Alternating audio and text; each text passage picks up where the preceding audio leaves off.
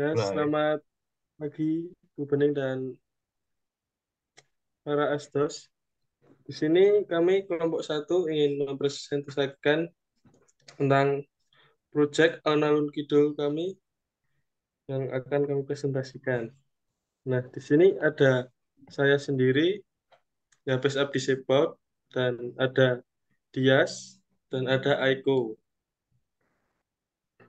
Untuk informasi awal, Alun-Alun Kidul itu beralamat di Jalan Alun-Alun Kidul, Matahan, Kecamatan Kraton, Kota Yogyakarta, DIY, dengan ukuran lapangan 150 meter kali 150 meter.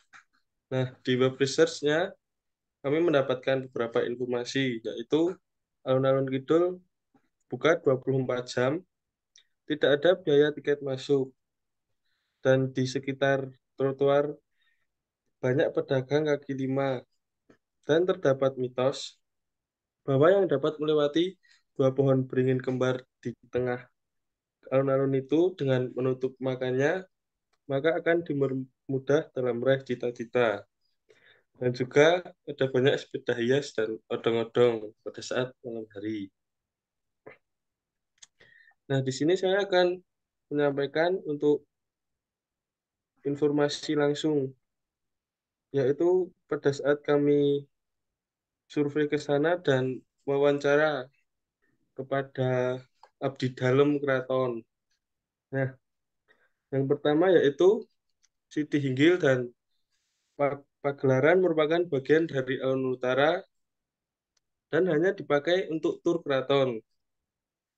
Yang kedua, tidak terdapat penampilan tari di keraton saat ini, hanya di Museum Sono Budoyo. Penampilan tari di keraton hanya dilakukan ketika ada tamu dari luar. Yang ketiga adalah Gajahan merupakan tempat kandang gajah di alun-alun Kidul. Tapi pada saat itu ada beberapa gajah yang dipindahkan ke Solo. Dan saat ini tidak ada gajah karena gajah-gajah tersebut sudah mati. Yang keempat adalah terdapat Sasono Hinggil di bagian utara alun Kidul yang sekarang hanya dipakai untuk tempat penampilan wayang kulit yang dilakukan sebulan sekali dan tempat pelatihan taekwondo dan pencak silat. Yang kelima, untuk kebersihan alun Kidul hanya dibersihkan pada saat pagi hari oleh petugas-petugas sehingga sampah yang dibuang pada saat sore bertumpuk dan membuat orang tidak nyaman. Yang keenam adalah untuk keamanan ada dari polsek yang patroli di malam hari dengan jam yang tidak tentu. Dan dari desa-desa mereka ada bagian keamanan sendiri yang bertugas. Untuk fungsi awal pembangunan alun-alun Kidul adalah tempat berlatih perang atau biasa disebut gladiuta bagi prajurit kerajaan. Kedua, tempat penyelenggaraan sayembara dan penyampaian titah atau sabda raja kepada kaula atau rakyat.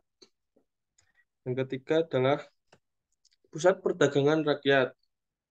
Yang keempat, hiburan seperti rampokan macan, yaitu acara yang menarik dan paling mendebarkan, yaitu dilepaskannya seekor harimau yang dikelilingi oleh prajurit bersenjata.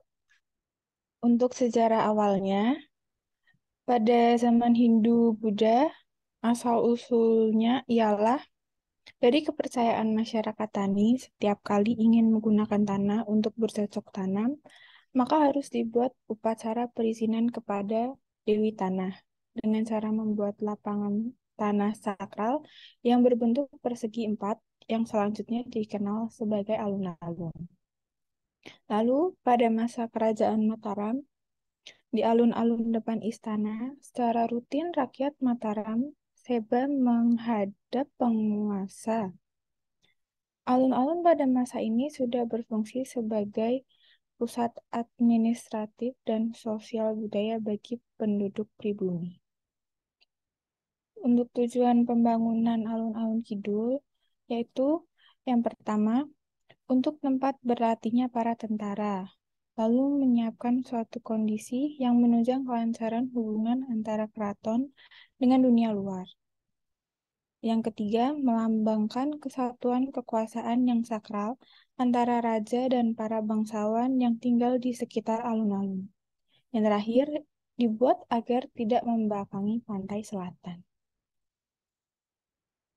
Untuk masalah sebab dan akibat yang kami temukan, eh, yaitu yang pertama, pengelolaan sampah yang tidak baik disebabkan kurangnya staf kebersihan yang mengakibatkan sampah menjadi menumpuk di beberapa sisi trotoar yang membuat orang tidak nyaman dan terlihat sangat jorok.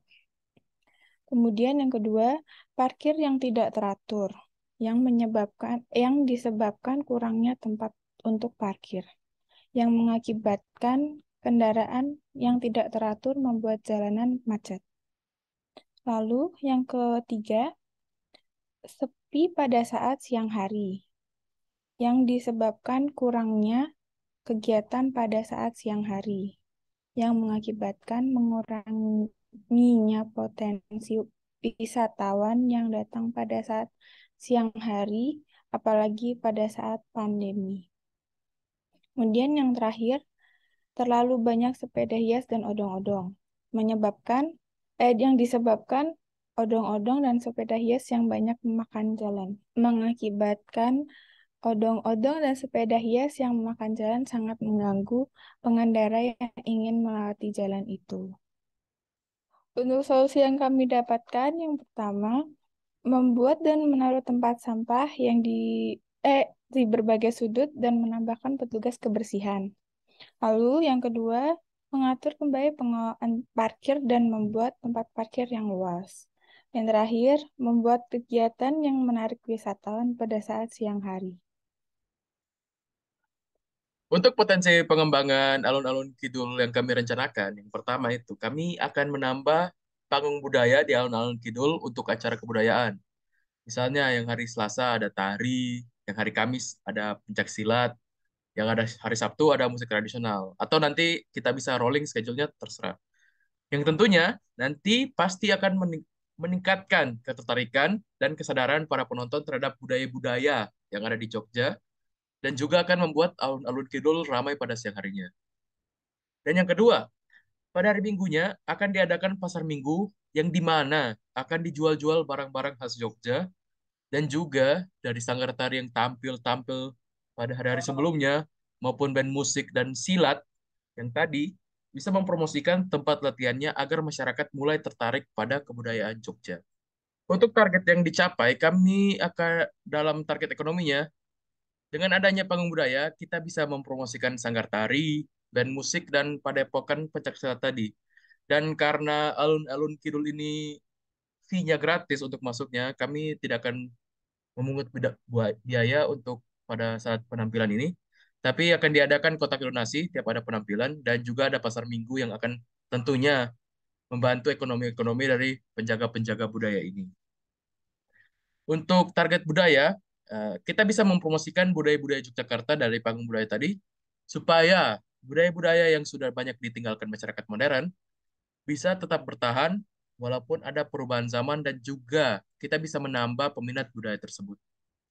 Dari segi sosial, targetnya dengan adanya panggung budaya ini pastinya akan ramai dan kita bisa menciptakan lapangan kerja untuk petugas keamanan yang pastinya akan dibutuhkan dan kebersihan tadi yang akan mencapai double effect yang akan membersihkan lapangan-lapangan alun-alun kidul tadi. Dan ini juga sehingga kita bisa menaikkan kualitas hidup sosial masyarakat yang membutuhkan. Untuk target lingkungan dan keamanan, dengan penambahan petugas kebersihan dan keamanan yang tentu saja akan membuat lingkungan alun-alun kidul dengan pengelolaan sampah yang tidak teratur menjadi lebih baik, rasa kenyamanan juga pasti akan bertambah dengan adanya petugas keamanan dan bersihnya lingkungan tadi.